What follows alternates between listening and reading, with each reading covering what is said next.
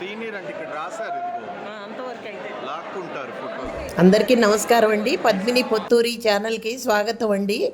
నేను జ్యోతిర్లింగం భీమశంకరుని గురించి మీకు వివరంగా చెప్తాను.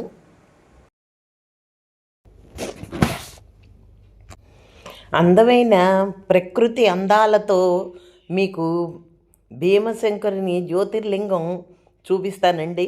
అయితే లోపల మనకి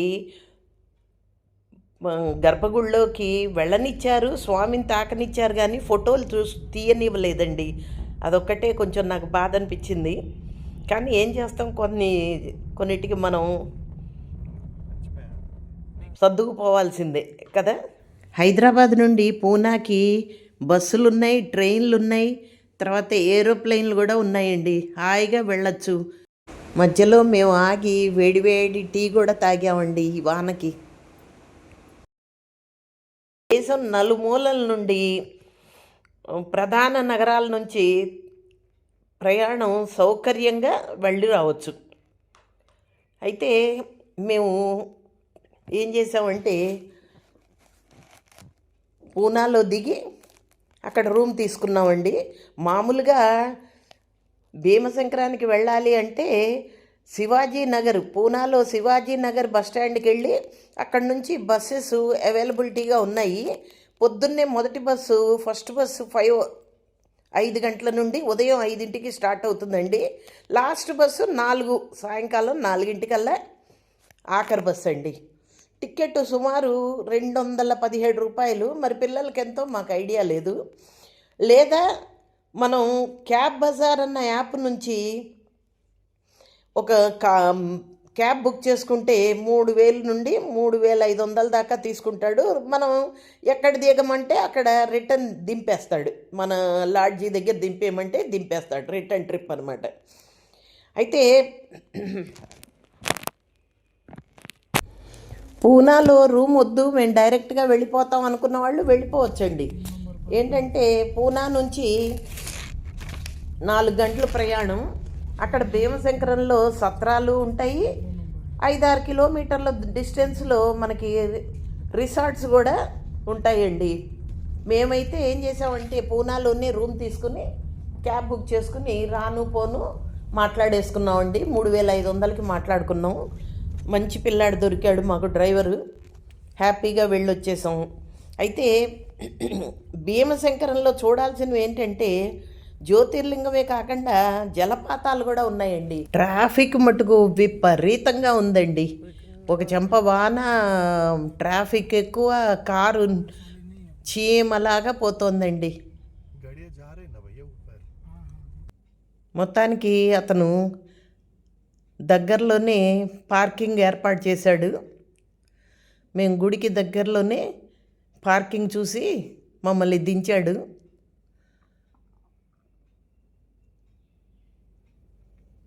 చూసారా ఎంత ట్రాఫిక్. దానికి తగ్గట్టుగా ఒకటే వానండి.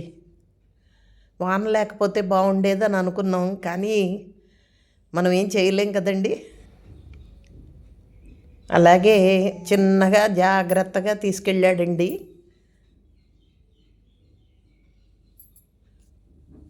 మంచి డ్రైవర్ దొరకటం కూడా ఒక అదృష్టమేనండి.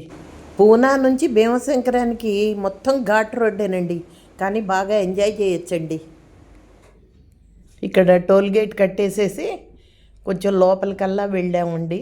వెళ్ళి సరిగ్గా గుడి దగ్గర ఆపాడు.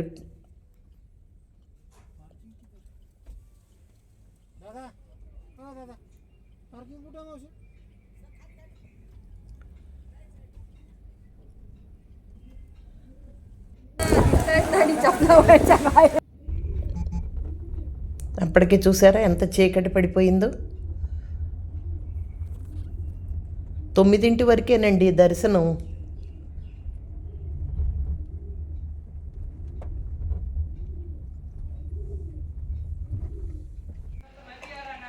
దిగేటప్పుడు మటుకు దర్శనానికి వెళ్ళేటప్పుడు మెట్లు దిగాలండి, కానీ దర్శనం చేసుకుని వచ్చేటప్పుడు మటుకు మెట్లు ఎక్కాలండి. కొంచెం పెద్దవాళ్ళకి ఇబ్బందే. శివానుగ్రహంతో నేను చిన్నగా దర్శనం చేసుకుని స్వామివారిని తాకి దండం పెట్టుకుని వచ్చానండి. లోపల కూడా బాగా రష్గా ఉందండి.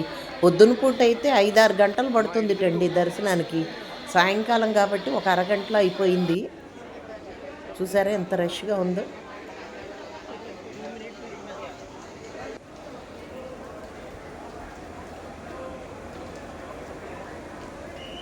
మొత్తానికి దర్శనం అయితే చేసుకున్నామండి.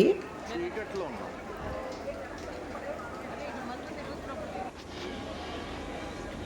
చేసుకుని బయటకు వచ్చేసాము.